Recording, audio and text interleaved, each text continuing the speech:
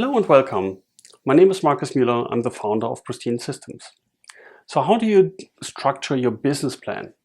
This nice little document of anywhere between 10 and 50 pages that is so valuable to really get the money from any of the investors. And as we just learned in the other video, it is also very important for internal purposes. So how do you structure it?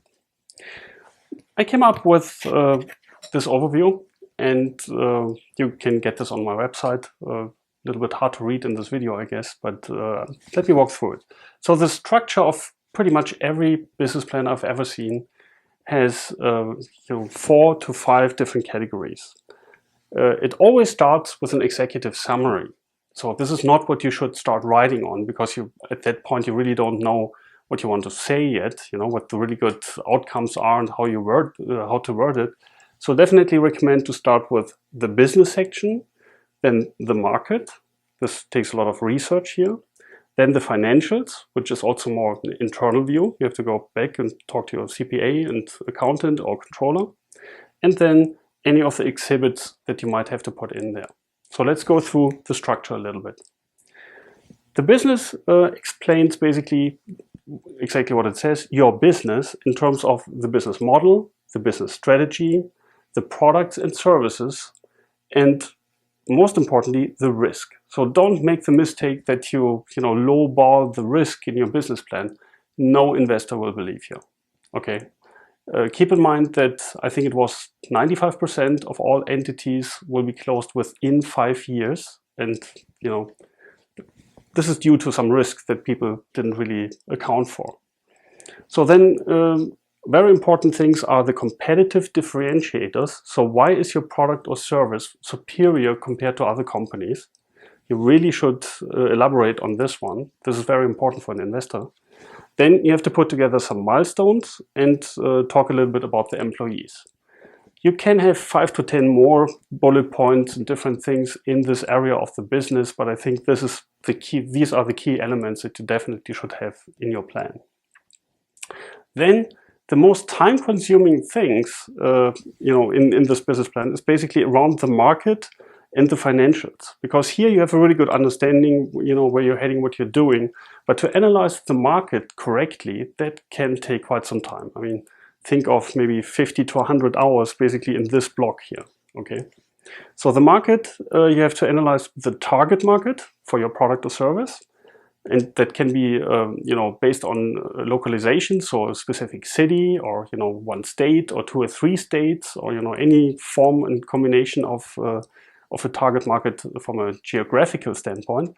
But it also means, what is the age structure of your customer, and many other things that you can talk about here. Then the competitive landscape, how many different companies are already operating in your target market and how strong are they? You really have to show that.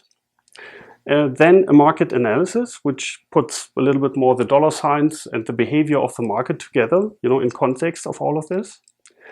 Then the industry and market trends. So where is the puck going, right? You need to understand if you're moving in the right direction just based on the trends that you observe in the market. And this is one of the most important things.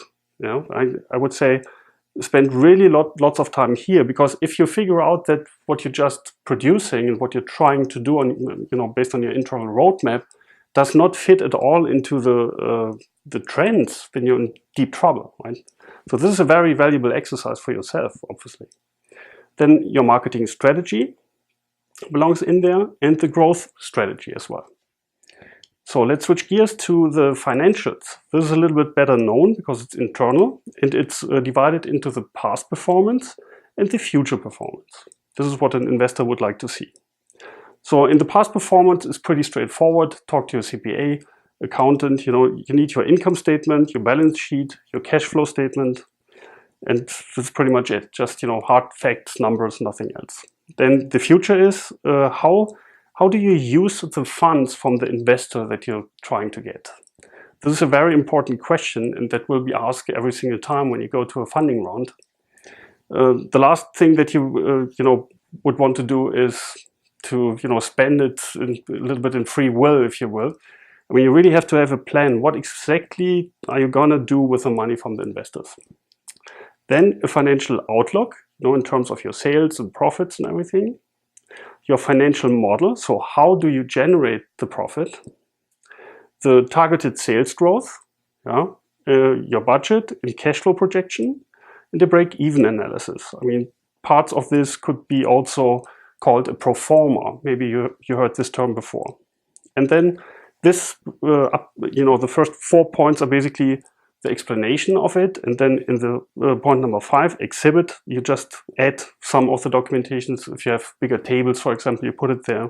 And in exhibits also, you should add the resume and the legal documentation as needed.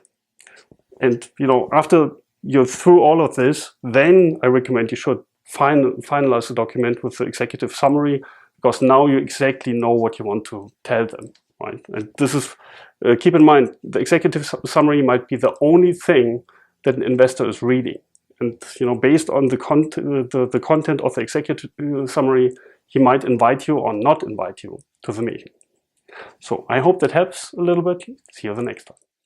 If you found this information helpful and you would like to get more of my small business systems tips absolutely free, then please visit www.freesmallbusinessvideos.com.